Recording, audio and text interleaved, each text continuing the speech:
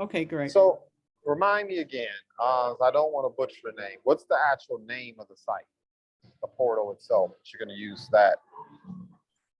Oh, it's LEAP, LEEP.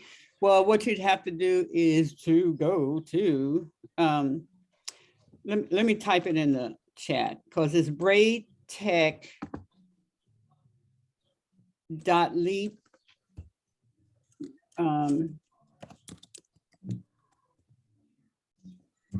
Wix dot wix.com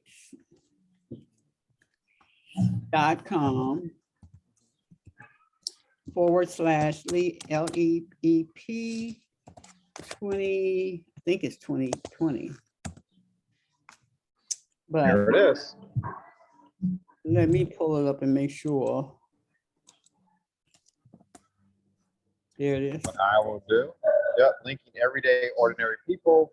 When we leap together, we soar. I like it. Yeah, yeah. I like it. Mm-hmm. All right.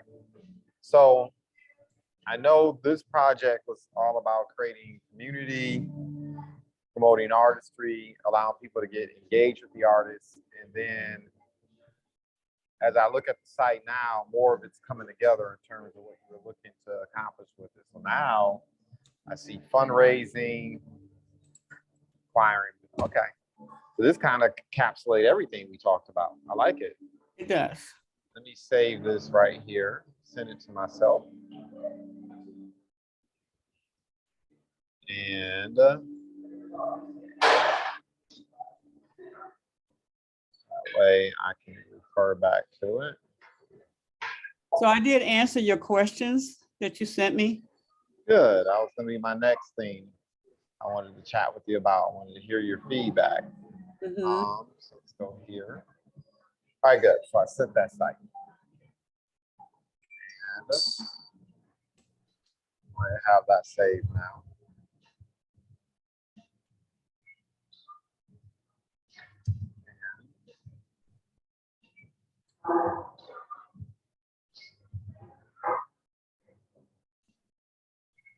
My computer just wanted to not cooperate here for a second.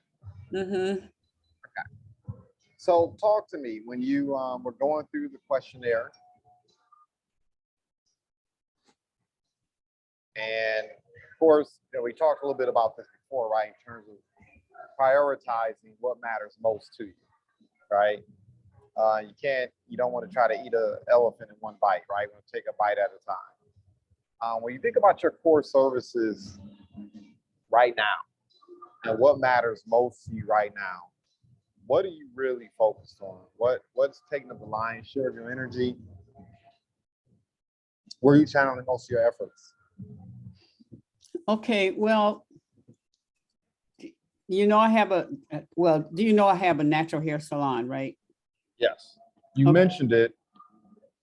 We talked briefly about it. Yeah. So that is very alive.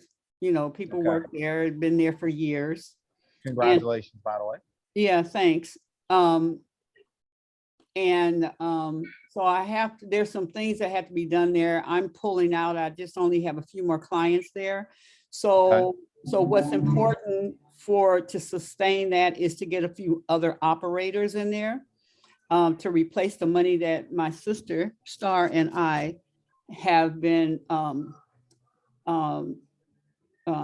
adding to, you know, the bills.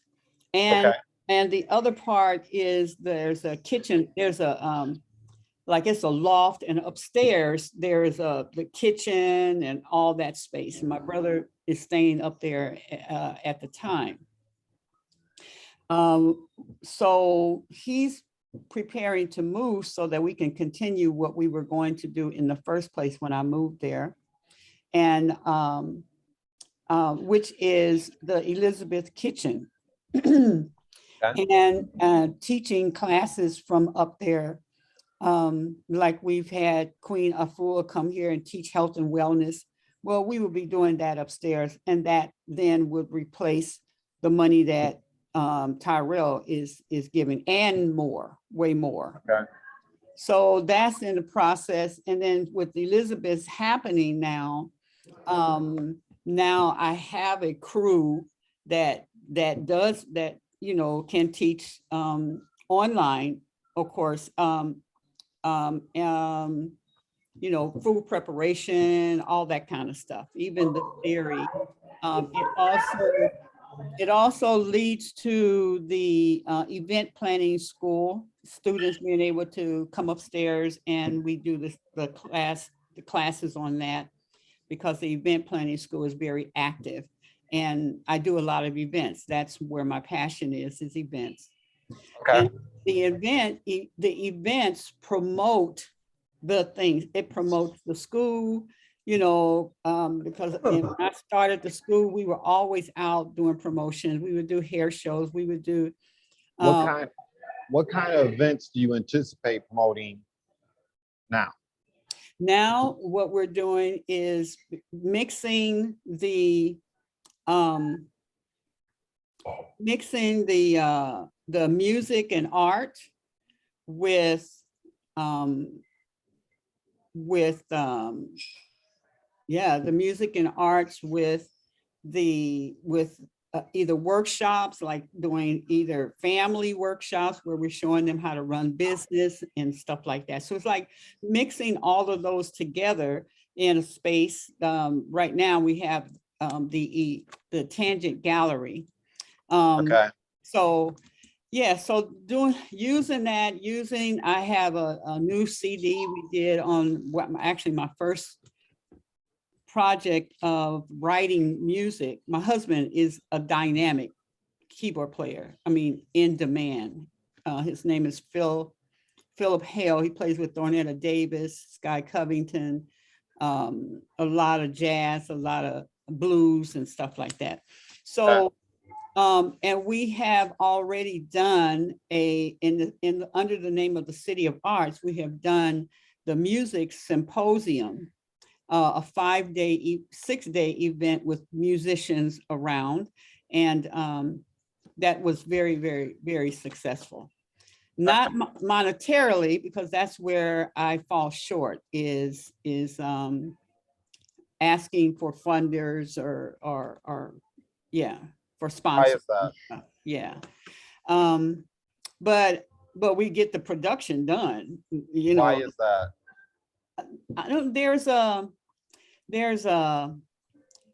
I'm going to say fear of rejection, because I'll write it all up. I'll put the package together, but then going out there, I'd rather be on the creative side and waiting on somebody to come and then go out there and get the money for it. Really, that's basically it.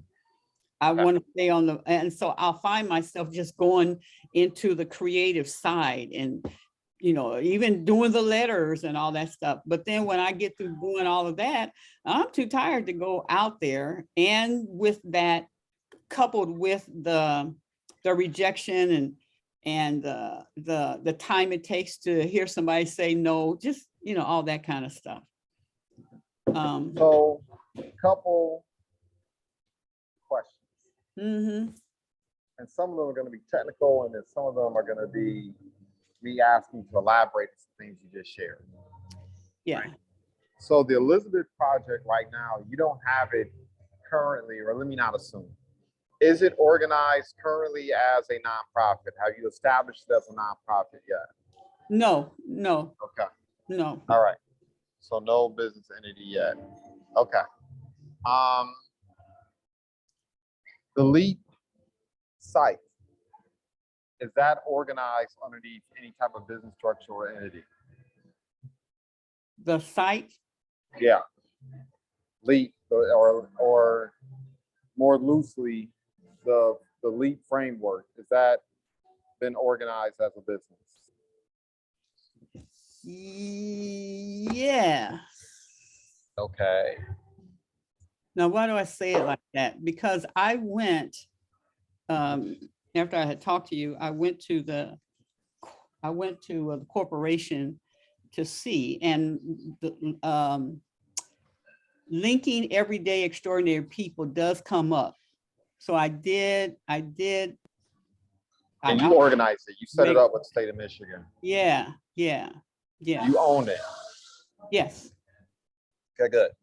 And did you set it up as an LLC, S Corp, C Corp? Do you recall? I think it says C Corp. Oh, okay. Yeah, why did I do that? Anyway. We're going to talk about it. Yeah. And I say why did I do that? Because I know that it should have been the S Corp at least, and then the LLC, but definitely not a C Corp because of the double tax, all that kind of stuff. So I don't know why I did that. Okay, no worries. Mhm. And so you spoke at length about the Natural Hair Salon as well. I'm assuming that's set up as a LLC. That is, nope. The school was set up as, it was a school. Okay, it was a school. Right. A cosmetology school kind of thing. Mhm. And was that organized as a business entity? Yes. But LLC, S Corp, C Corp? Pretty sure it was a C Corp. Okay. All right. And approximately how many individuals are working there now aside from yourself? That's sister? it. The other people are there. Actually, all of us are there based on booth rent. Okay, but how many people are there paying booth rent? There are 1, 2, 3, 4, 5, 6, 7. Okay. All right.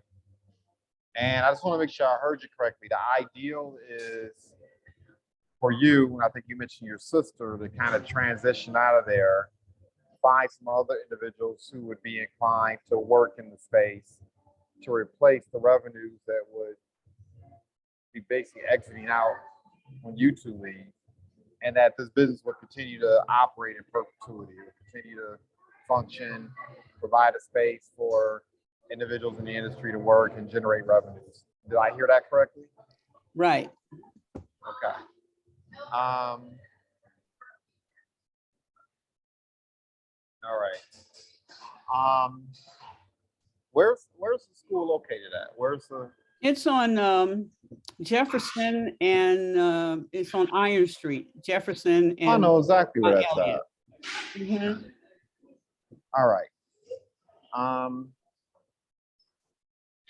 And then you have a residence where downstairs, and the ideal was to have a kitchen. And then upstairs, you're going to provide basically a type of school workshop environment where events can take place and workshops to help entrepreneurs and support entrepreneurial development in the community. Did I hear that correctly? Almost. Downstairs is where the salon is. Oh, so this is the same location we're talking about. When you say a loft. It's a loft. All of those in the buildings is their lofts. Okay. And so you also have a loft that has a kitchen upstairs. Yeah. Where your brother lives. You're going to utilize that loft to set up Elizabeth's kitchen. You're also going to utilize a portion of the loft to facilitate events and do workshops. Did I hear that correctly? Right. It's the same, but it's the same space. It's there's an upstairs. My whole loft is an upstairs, downstairs. Okay. Mm-hmm. And so you're renting over there at those lofts over there and doing all this work out of that loft. Correct. Okay. Okay. You are truly creative. It's like understatement. They have your face, the creative, in the dictionary. I love it. You are definitely maximizing that space to say the minimum. Okay.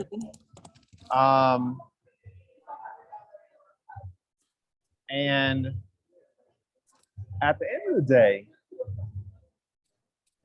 what motivated you to do all of this? Why? The why? Because the why. Because you could have just continued to generate revenues, operating and managing out of the salon, And quite frankly, you know, it sounds like your husband is doing very well in the art community. You know, he could have continued to do what he's doing, and you two could have sold off into the sunset.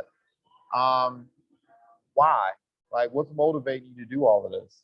Well, one, my whole family came here from California to help me when I started.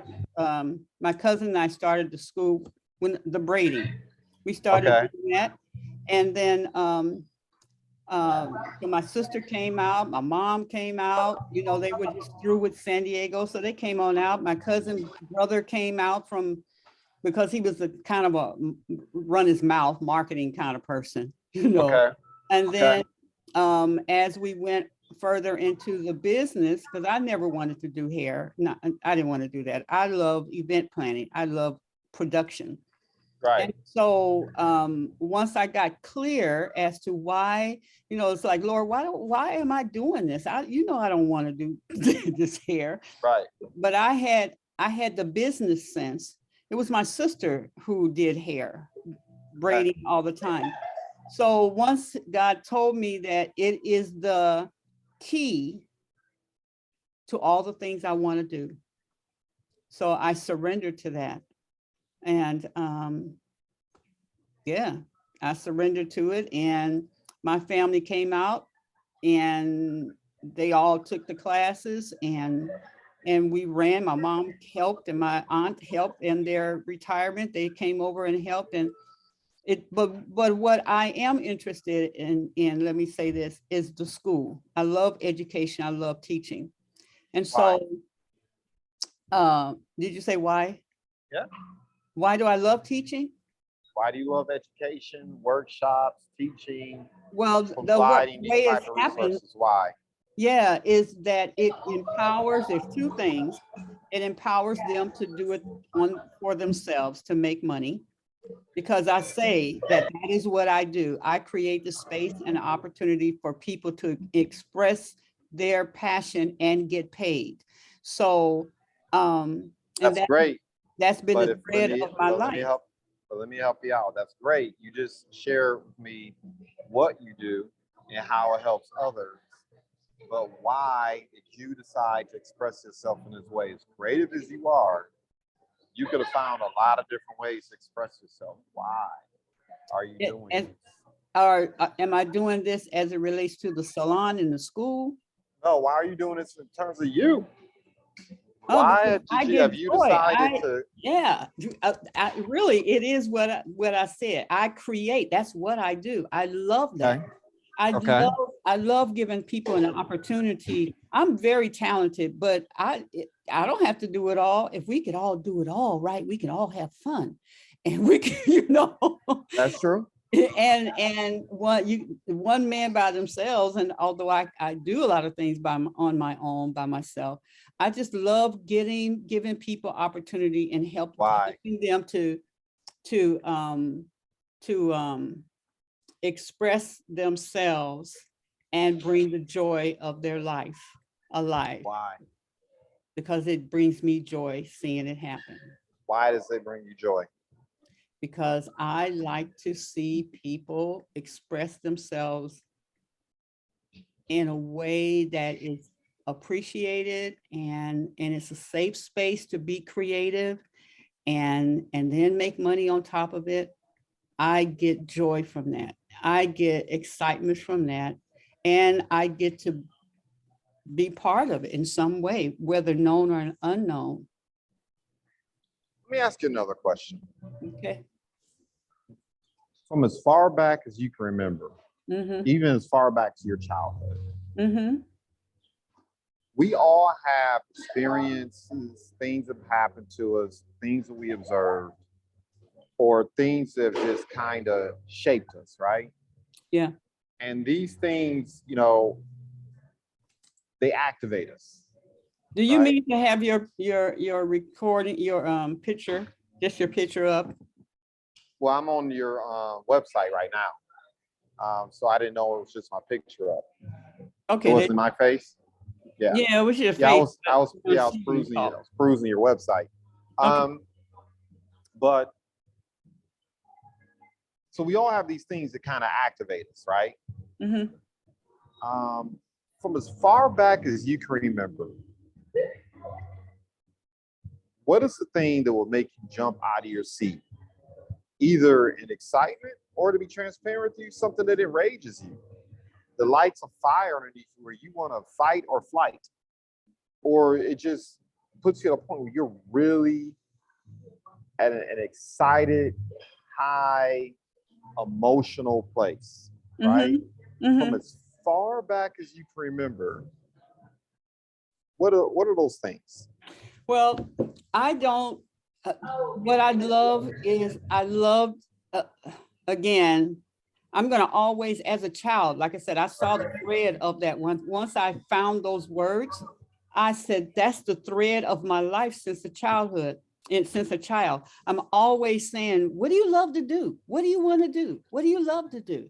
And then when I see people do it and they light up, oh man. And then when I hear people say, like when my sister had an aneurysm, and then my mom was telling her that she loves to cook, and they're telling her she can't do it. I was livid. I said, you don't listen to them. You just have to adjust and do it in a whole different way. So let's find out what that way is. Versus squashing somebody because they physically can't do something or mentally or whatever. So see, now we're starting to get there. Yeah, Now we're getting there. We're touching on it now. Now you said something that just caught my attention. From the far back as you can remember, you has not sat well when other people tell other people what they can't do. People have a dream, you have a desire, people want to express themselves. You do not like it when people put up barriers. You want to be the person who removes those barriers. Right. Where does that come from? Besides being an Aquarian. Yeah. Were your parents entrepreneurs? No, my mom, no. And what did mom and dad do? She raised us. My dad, I don't know what he did, but make a lot of babies. Papa was a Rolling Stone. So okay. He was but what I do know is that he was an athlete. He was an athlete. That's where my mom gone. But my mother, she went to nursing school and did that. Now, I being the second oldest, but the oldest girl, would just, when I would see my aunt coming and then going and helping mama, like, she didn't have have furniture or whatever. I mean, besides I had to help raise the children, the four up under me, and provide for and create something if something's not there physically, food wise and stuff. I had to be creative in doing that. And besides that, I didn't play with dolls. My dolls were my students. I love it. And so having to teach them, and then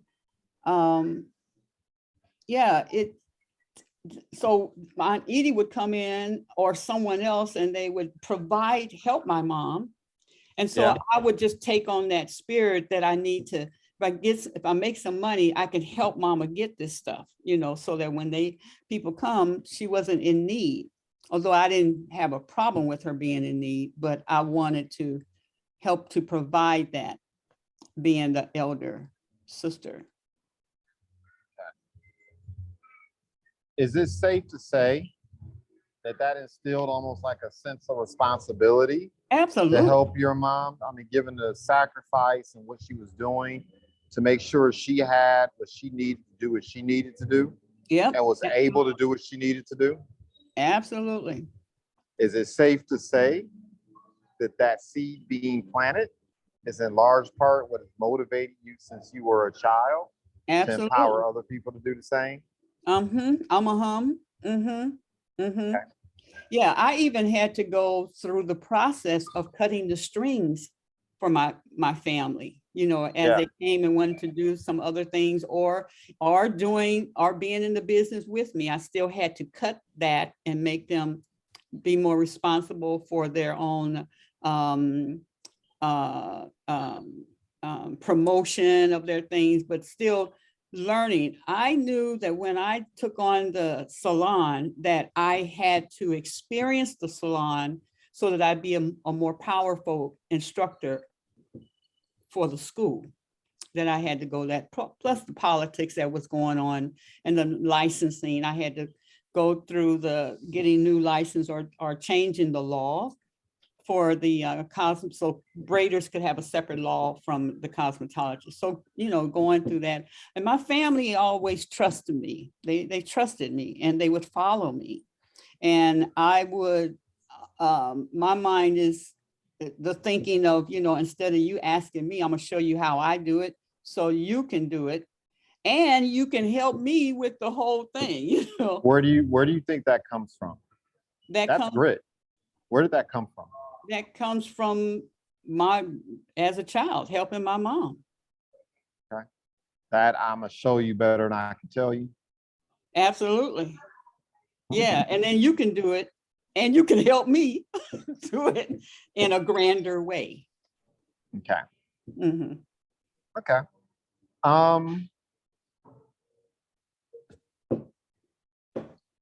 So now I have a better idea of your reason why. Mm-hmm. Now I also have a better idea of why you desire to express that why in this way, right? Right.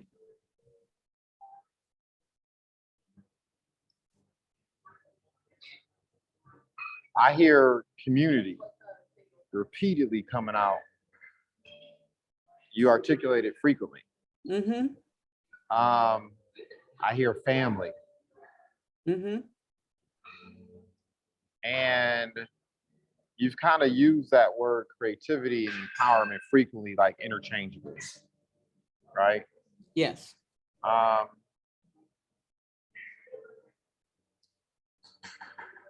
Let's say Cranes, Black Enterprise, Metro Times, whatever, doesn't matter. Mm-hmm. A reporter came to visit you tomorrow. Mm-hmm. And the reporter said, look, I love your story. I've heard phenomenal things about you, but we can't do an expose on you yet. But I do want to give you some shine.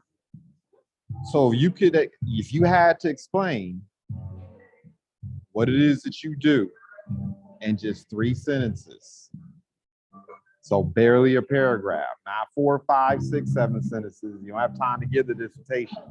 Yeah. They're only going to write 3 sentences in the paper, highlighting, talking about what it is you do. Mm-hmm. What would the 3 sentences say? It would say,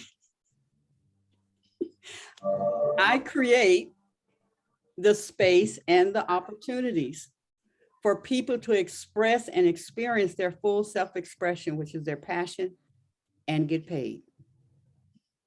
That is what I do. Whether I love it. You are the first business owner to be able to do that I've talked to in about 3-4 months.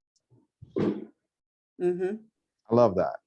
Yeah, and then in the one of the sessions we had, Danny had us to break it down into 10 words. I said, oh Lord, I got it down to 12 words though, but I haven't memorized it. Okay. But that's how it was given to me. Now, who do you want to serve? Who's really your target market? Who are the people that you want to serve? Entrepreneurs. Okay. You have entrepreneurs out here selling illegal stuff on the street. You want to serve them? If they want to make it legal. Kind of hard to make some of this stuff. I know, right? No, people. So, yeah. It would be people who are either they already have a passion. I mean, they're already in the midst of it. They already have a business going and they're ready to take it to the next level with I'm gonna say the word community, with a group of people, not just by yourself. now we're getting somewhere. It's okay. Ones who want to work together and for profit for themselves, but to serve the community and not do it alone, because you just can't get that far alone. Okay. So I'm just going to paraphrase what I'm hearing.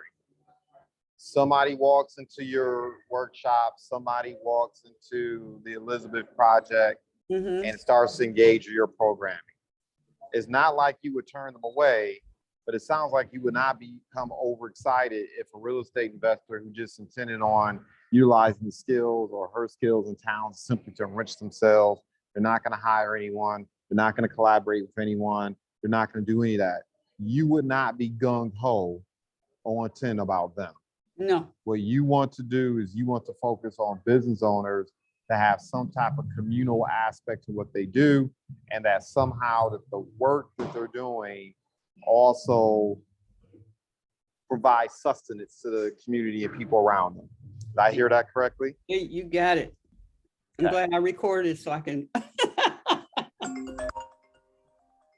All right. Now,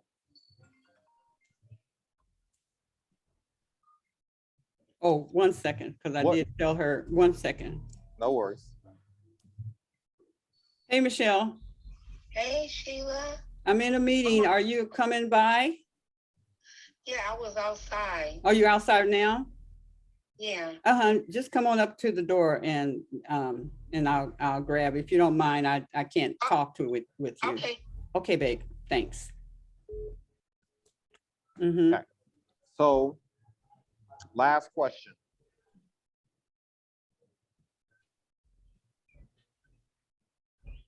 What makes what you do unique? Oh, yeah. I'm Yeah. asking you, what makes what you do unique? No, I'm just saying, yeah. Okay, okay, all right. Is, Talk to me. one is the,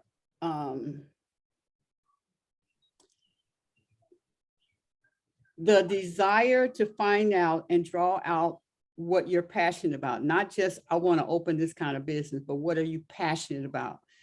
Because if you're passionate about that, then I don't have to chase you and beat you down to do what you love to do. So that's one.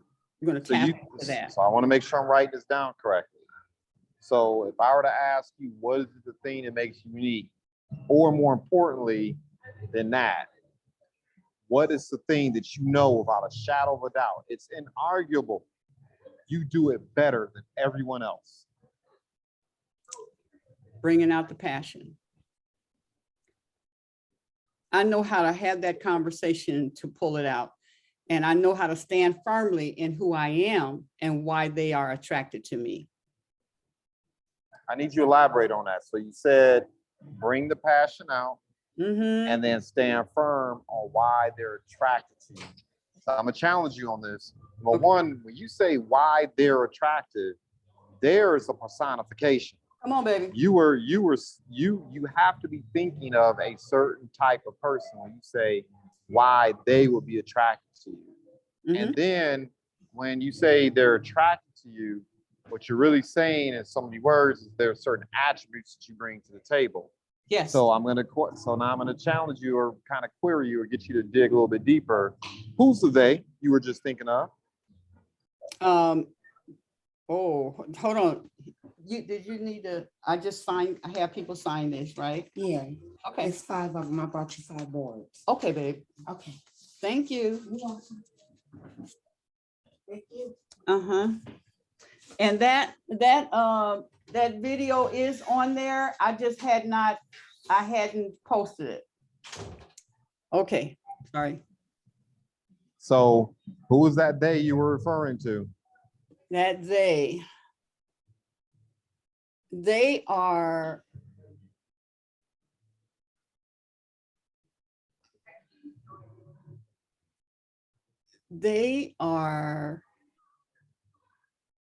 let's see, how do I, like yesterday when I went somewhere and the guy was talking about what he does. I knew right then and there. They are passionate about what they're doing. Now, would I know that before they said anything? Probably not. Or if they are exhibiting something, like dancing or in the mix and you can feel them, then I could pick it up. Describe this guy to me. Oh, yeah. When he was talking about the things that he does. And as a matter of fact, he came on this morning. the things that he does, and just how he was just expressing what he does. And I Mm-mm. also, Mm-mm. do Mm-mm. this. Huh? Describe him to me. Oh, Describe him in such a way where if I was walking down the street, I would recognize him based on your description. ooh.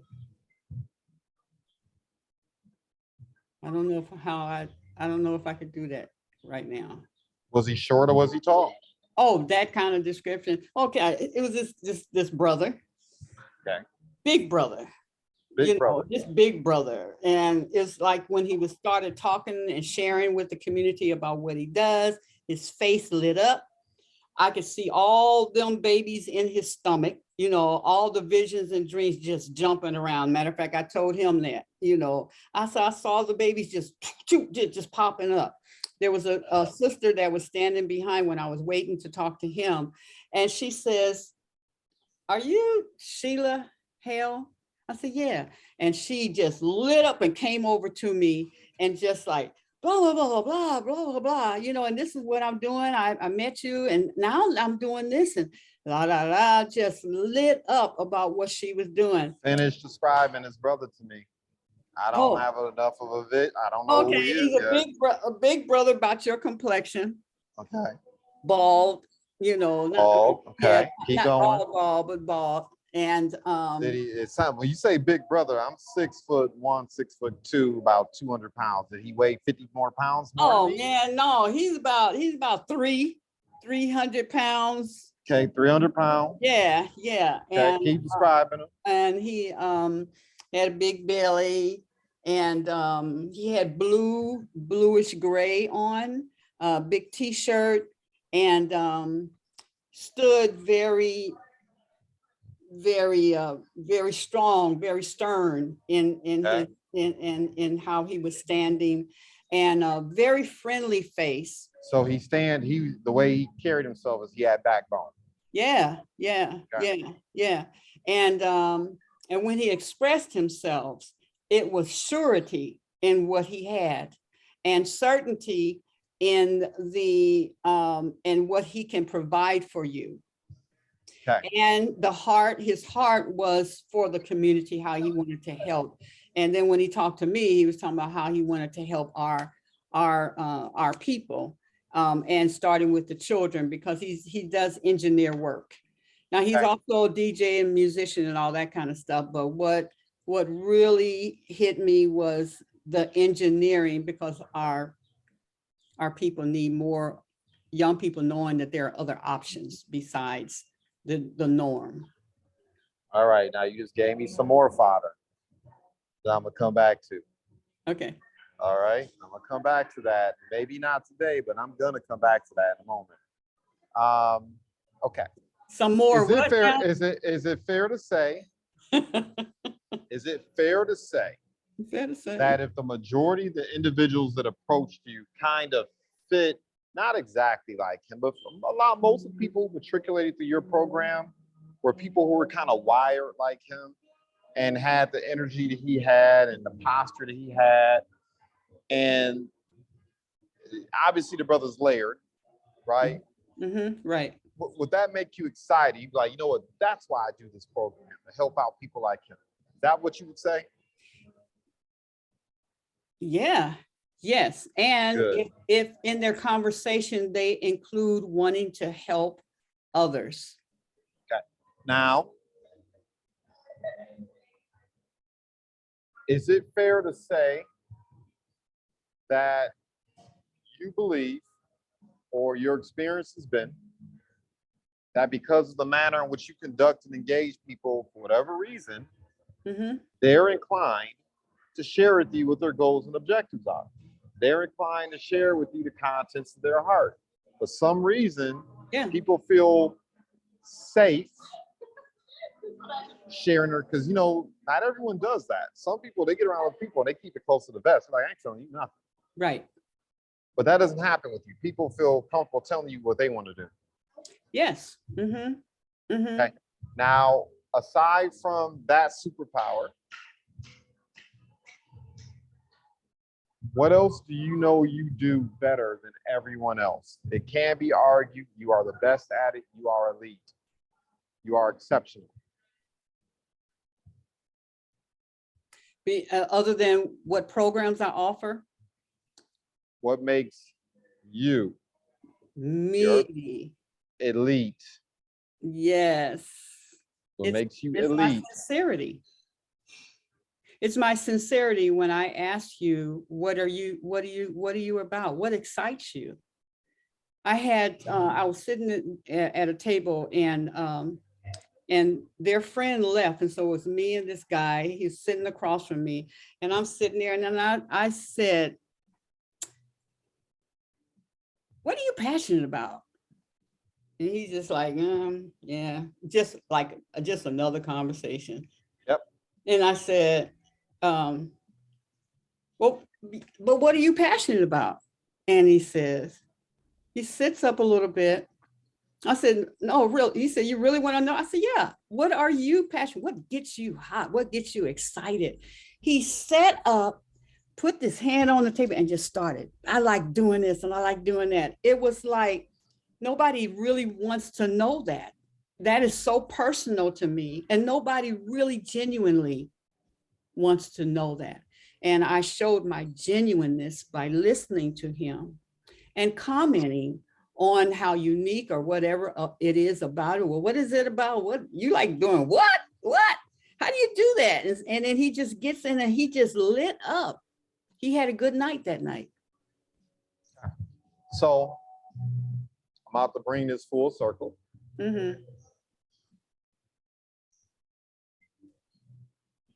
Is it fair to say that there are not too many spaces or enclaves where entrepreneurs, particularly creatives, and people who want to build businesses or enterprises that really have a strong communal aspect to it? Is it too many places where people like that can really learn how to affordably get nonprofits set up and set up L3Cs and understand how to manage these type of businesses that have communal aspects? It's safe to say there's not a lot of spaces like that in the city of Detroit that you're aware of. You know what, JuJuan, I'm going to say that I have been surprised the more I'm out in the community, because I was usually working all the time, and stuff. So, but me being out in the community and researching and finding out what people do, there is a lot out there in Detroit. There really is a lot of different programs. Now they're all, well, I don't know how, I'm pretty sure they're all trying to get some funding and that type of thing. And I'm not sure how much they work with groups. So here's So I'm gonna ask the question again. Okay. Is it fair to say Mm-hmm. that there are not a lot of spaces or programs that focus specifically on helping artists and people who want to start up businesses with communal aspects to them? Do you see those popping up all over the place with that type of focus? Me personally, Yes.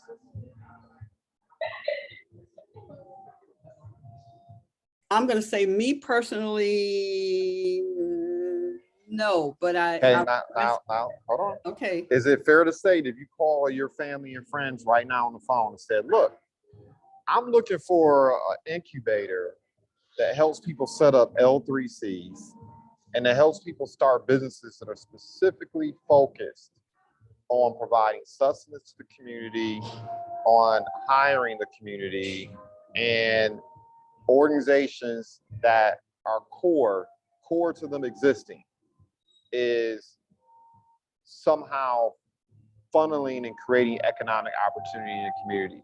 If you called up all your family and friends and said, hey, can you point me in the right direction? Do you think they'd be able to do it? I do. Okay, good. All right. Mm-hmm. Mm-hmm. All right, good. So they would be able to point to several programs to do that. Mm-hmm. I would know who to call for that. Yeah. Okay. Yeah. Now, my next question becomes, do you think the individuals at those programs have the capacity to bring out the expression and give people the opportunity to feel safe to share what they share with you.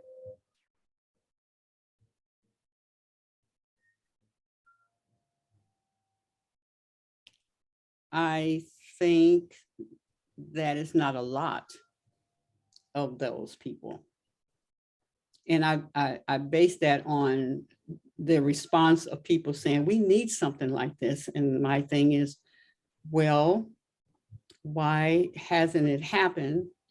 And my quote unquote knowing this is because it has to be a person or people who are not intimidated or egoic, where they don't feel, they feel like you'll take their idea, or they don't feel, you know, another agenda that where this person as a leader, that is what their job is, and they take that on with a responsibility to the spirit of what that is.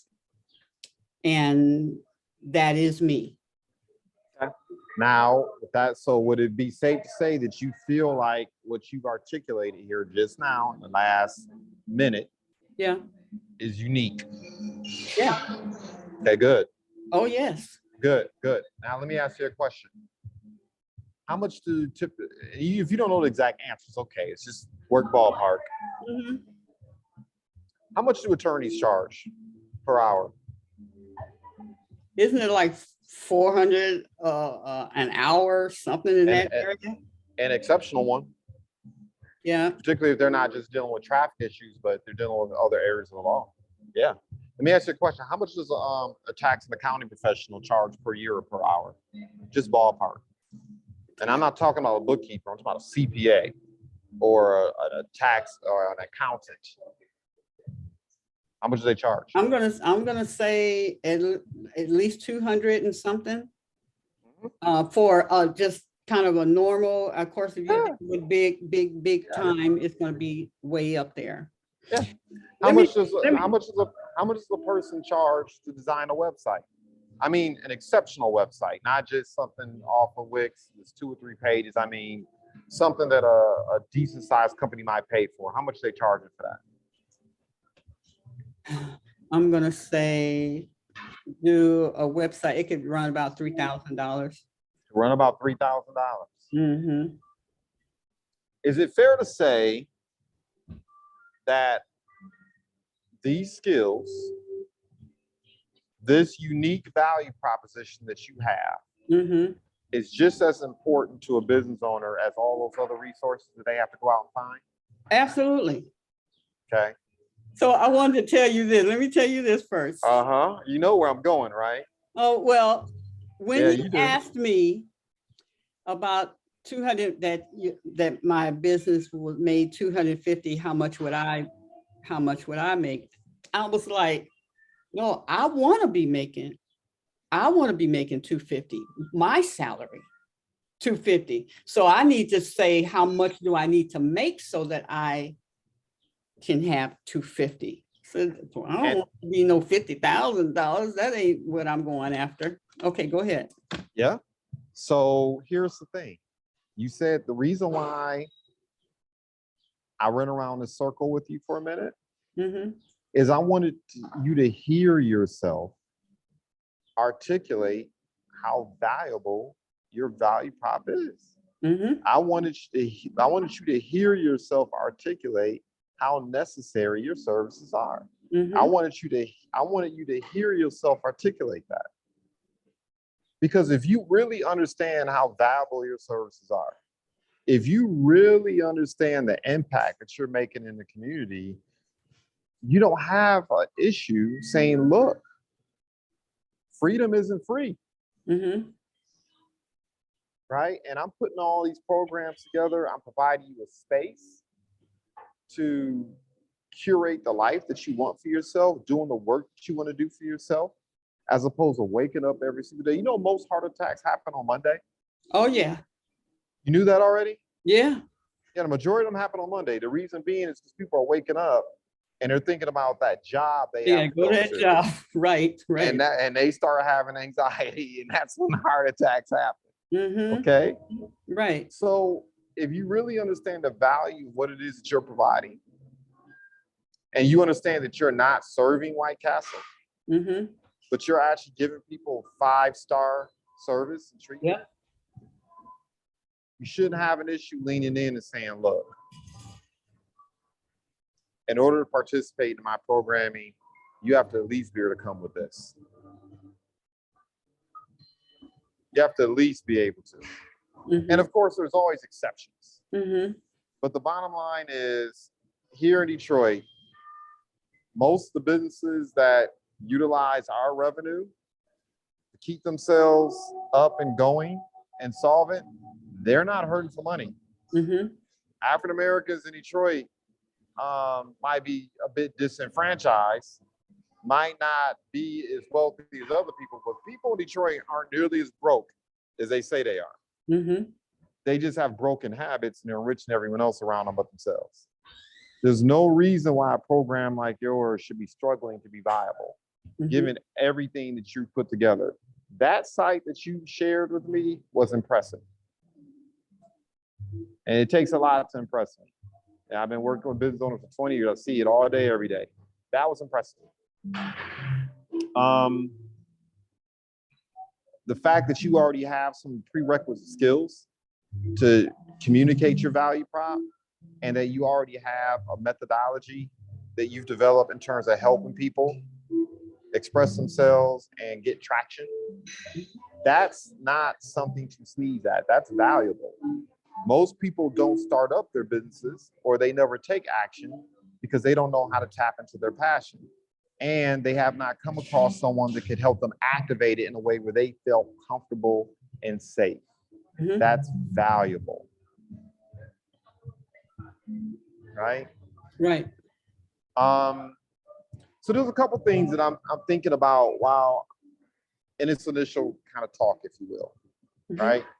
The first being, yeah, we need to get you some help in terms of better understanding how your business structure should be organized. Now, once again, like I said before, let me take off my number one PPLSI hat. Let me take off all the other hats I wear. Let me tell you that I'm not an attorney. I'm not a CPA. Okay. Yeah. Mm-hmm. So disclaimer, I'm not any of those things. But if you have C Corps, like, you're being double taxed for no reason right now. Your business is not generating the type of revenues. You don't have the type of structure in terms of, I'm listening to the people that you work with and who are around you that would justify having a C Corp. You're creating a lot of unnecessary administrative expense. Mm-hmm. I typically recommend that people seek guidance and help, getting advice and assistance, and making the decision, but also structuring things properly. And I typically tell people, set up an LLC. Yeah. Unless your business is generating 100K plus, where the self-employment tax at 15% on top of state and federal starts becoming real onerous and expensive. Right now, simplify your process. You need simplicity, right? When I think about your hair shop in particular, let me ask you a question. Is it going to be a situation where 5 years from now, you still maintain ownership of it? Or is it going to be a situation where these individuals are going to end up partnering with you? Like, they're actually going to become partners, part of the cement, where they're going to have an ownership interest? Or are you just going to continue to own it and they just work there? Which one is it going to be? The partnership, I've already created what that is, and just waiting on the conversation for us to do it. Because I don't believe that you should work for somebody for years and not have. So then what's going to have to end up happening is, in that particular business entity, LLC, you might want to look at a different business structure to help facilitate that. Then Right? the LLC? You might. Do you have your operating agreement set up with your LLCs or your bylaws for any of your businesses? Have you done any of that yet? I did that in the beginning years ago, but I have not been keeping up on that. The all of the Everett's, all of that is now dissolved. Oh, okay.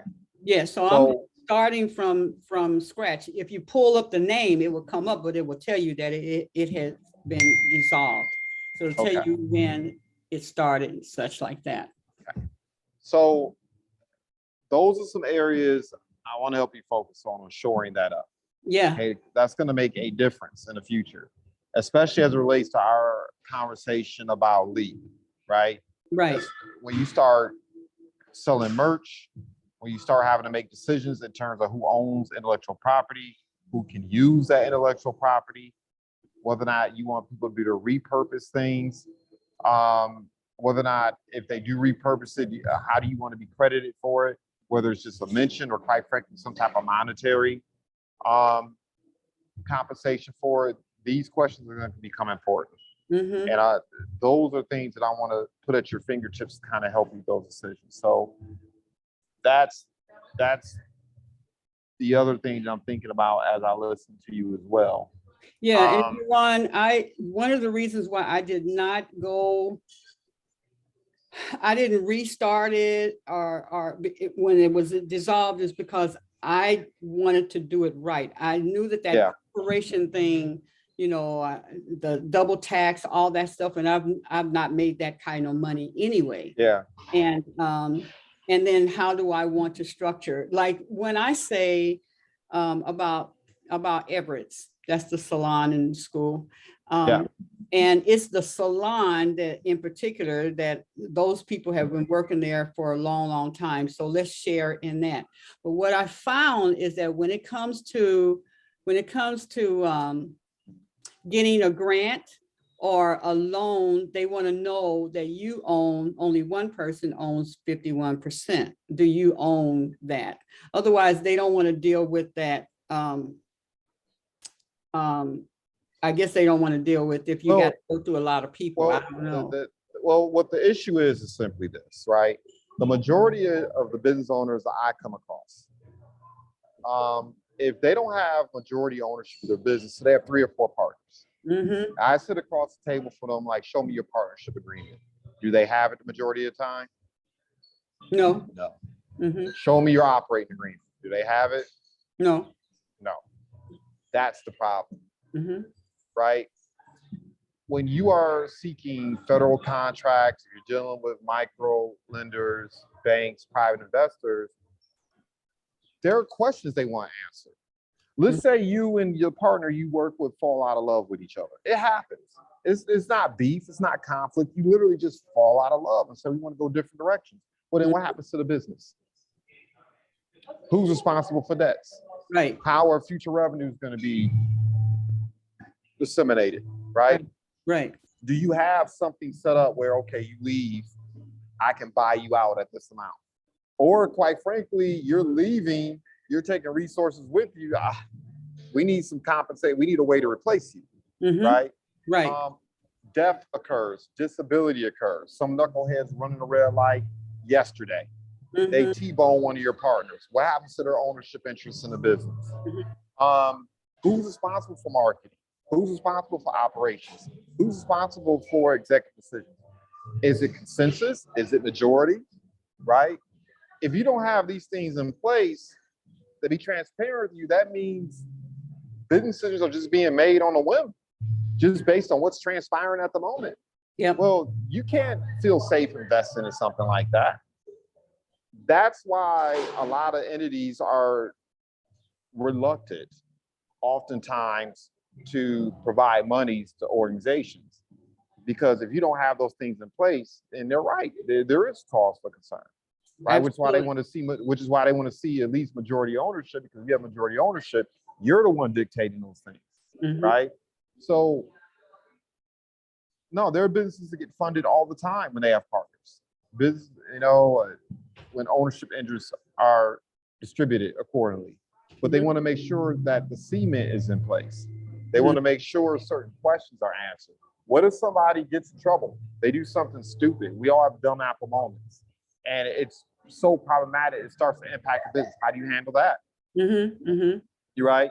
These types of things need to be addressed. And when you address those things, it lets other individuals who might be inclined to invest in you know, okay, you thought deeply about your business. I know if I invest in it, there are certain things in place to ensure continuity, right? To ensure this business is not just you, but it really is systems in place. Yes. Individuals who understand roles and responsibilities. When a person invests in a business, one of the questions is kind of weird, but a very similar question is, am I buying a business or I'm just buying a group of individuals who are just haphazardly doing things? Yes. Right? Right. If you have those things in place, that'll alleviate that. So there's a couple programs that I'm going to share with you next time we get together, right? That I think will help you address these things inexpensively. The other thing I guess I would ask of you is this.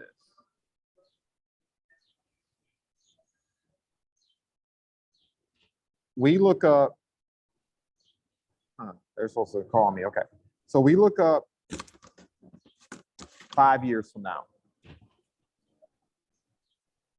What are the big rocks? What are the big goals? What are the things that you want to achieve? Actually, no, let me back up. Let me not put that on you right now. A year from now, what do you want to achieve? What will progress look like to you? How will you know a year from now, okay, I executed on some things. I'm making progress. Stuff's falling into place. What are your business dealings going to look like? What that would look like is that each of those entities that need to operate now are legally set up right. Yep. All those things that you're talking about, those things are in place. You know, the all agreements as far as like the salon, you know, it's like pulling, I used to have all that, you know, and then when it got, well, life began happening and it just wasn't that important. And, but I had all that, you know, but so now that before I can move anywhere, because anytime that somebody wants to help, that's what stops, because I don't have that. I don't have the finances in place, all of that. So, and in a year, I need those to be in place. I need to be legal in every aspect of it so that I can say easily, yes, let's do this. I don't have to like, oh God, I don't have that. I know. And what will they understand if I just explain? I have to have it done. Okay. So those are the areas I'm going to focus on with you. I'm going to make some recommendations next time we get together, and you just tell me whether or not these things make sense to you. Okay.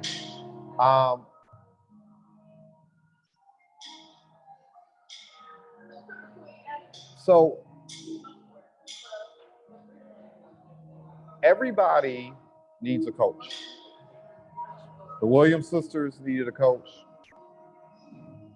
You don't have to Michael Jordan needs a coach. Tiger Woods, everyone needs a coach. But you need coaches to do different things. Yes. Right? Right. There was a questionnaire I sent you in the email. Did you fill out that questionnaire? Did I? The 3 things that you asked about? So in the middle, let me go back to the Or email. are you talking about the coaching thing? It said need a business coach, and there was a questionnaire. Right. Did you complete that? No. Do me a favor and complete that. Because I said, well, we already talked to, and so yes, I will do that. No problem. Because that gives me a better idea in terms of what you actually need assistance with. Right? You probably have gathered from the talk I gave, and even in this conversation now, the things that I'm particularly effective at, right, in terms of helping people. That questionnaire really puts in perspective whether or not I'm the type of coach that you really need at this stage of your business. It also gives me the idea whether or not a person's qualified to have a coach. I mean, to be transparent, some people what they need is to sit down somewhere and, Yeah, you know, have yeah. a conversation with themselves. So do me a favor and fill that questionnaire out. Mm-hmm. All right. So what I'm going to do now is I'm going to set up a follow-up appointment. We're going to review that questionnaire. I'm going to shoot some suggestions to you in our next follow-up Okay. and see about doing And some that, things to help you get email involved. that to you, right? Send it right to you. Well, when you fill out that questionnaire, when it's completed, it automatically gets sent to me. So I see Okay. that. All right. So what I'm getting ready to do now is I'm just going to duplicate the appointment and the information we have here already. Mm-hmm. Let me look at my calendar, right? That would make sense to do that. So the bookmarks and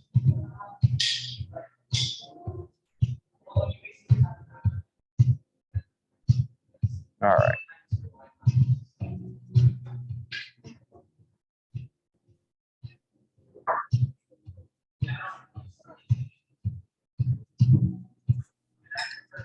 When I worked with, as a matter of fact, in the LEAP, it has links, LINKS, links to different things.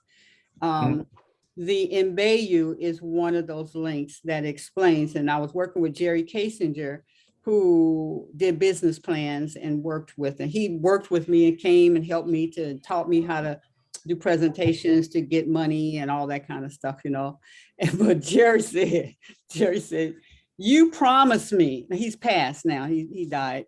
He said, you promised me you will get some coaches because you have so many ideas and you are all over the place. He said, I want you to promise me that you will get a coach. So I've always known I have to have a coach. I did not want somebody who knew me though. Okay. Is this time of day the best time to catch up with you around 5, Yeah. 6 o'clock? Yeah. Mm-hmm. Okay. So the next time I'm available during that time slot, I could be available Wednesday the 22nd. I'm available at 5 o'clock. Does that work for you? Let me look here. Or I could be available Thursday at 4:30.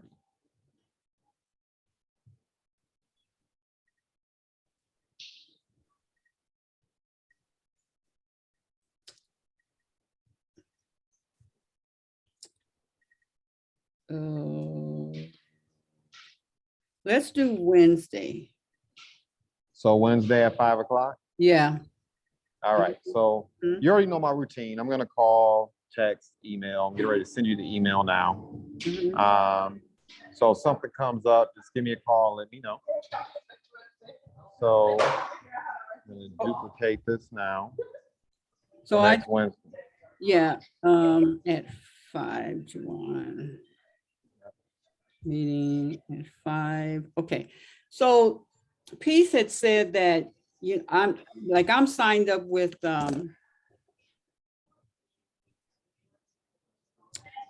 Legal Shield. Yeah. Let me ask you a question. Which plan? I mean, I'm a huge advocate of that service.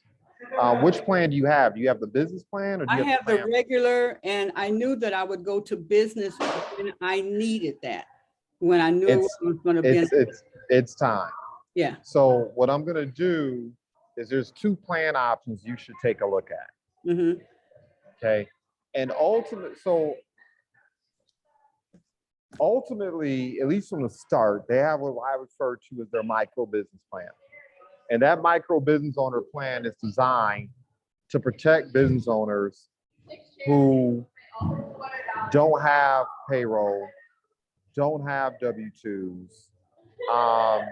They're in a situation where if they have employees, they're 1099, virtual assistants, part-time, spare time type situation, right?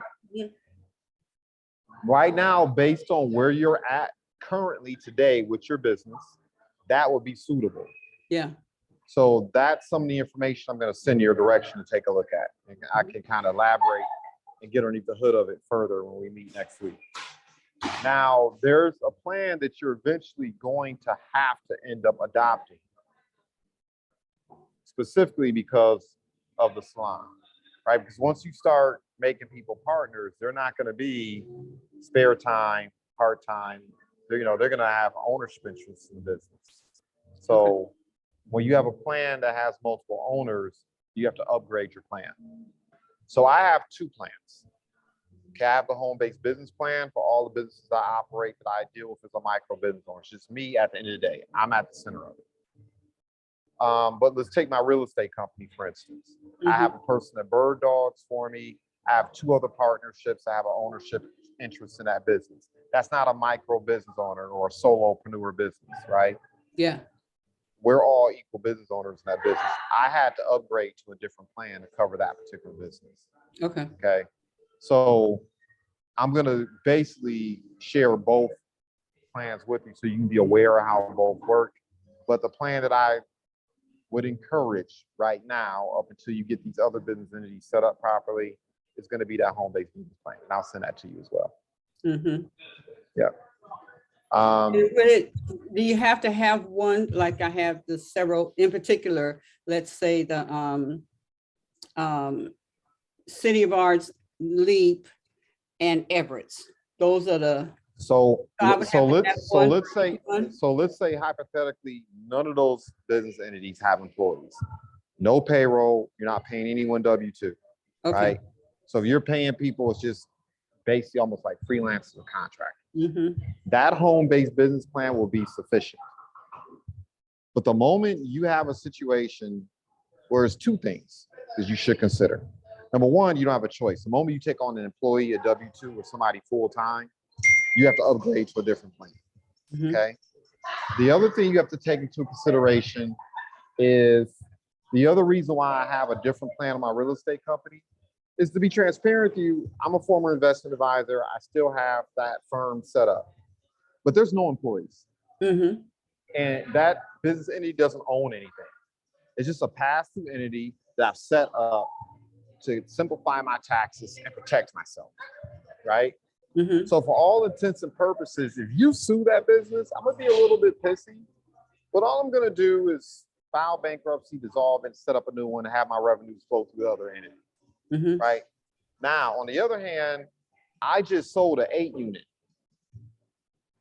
and my real estate company owned that 8-unit for a period of 45 days. My real estate company at any given time, my own properties an evaluation of $250, upwards of $5 million. If you sue my real estate company, that can hurt. You can literally take assets from me, right? That's the other thing you have to take into consideration too. That micro business plan is not good for situations like that. It'll protect you in the event someone tries to pierce the corporate veil and try to come after your personal assets. But if you have a business that owns assets, intellectual property, owns some type of tangible, fungible asset, you would have a separate plan that actually protects that business. Yeah. Now, when I think about the City Trends business, you're moving that direction, right? If you may not have done these things yet, but you have intellectual property interests. You all are creating stuff. Your spouse is creating stuff. You need to make sure. I sat down with, I'll jump off here. I sat down with a musician 3-4 years ago. He went to California, came back. And older gentleman played with, why is my brain, man? Baby brain is real. Thelonious Monk. Yeah. Played with them. Guy comes back. He's livid. I mean, he's on 10 right now because some company over in China is utilizing his music for their jingles to sell their products, and they're not paying. And when he was affiliated with a couple record companies, you know, that was protected, but he also did some music outside of that. Never handled his intellectual property issues. He's trying to file a lawsuit. Even if he wins, he's going to lose because more than likely he's not going to be alive to get the money that will come from it because they're going to string that out for as long as they possibly can. Right. And the fact that he didn't take steps to protect his intellectual property, it just doesn't bode well for him. It's just not, it's not going to be good. So, you know, when I think about some of the work that you share with me, and then I'm looking at your site and I'm looking at, I know you have probably systems in place, you probably have tools that you use to help tease information and instruct people. That's intellectual property. So, you know, I'm really leaning towards that business probably needing that upgrading plan. But let's get started. yes, yeah. Yeah. Talk to me before we wrap up here. And you already know the question I'm gonna ask, right?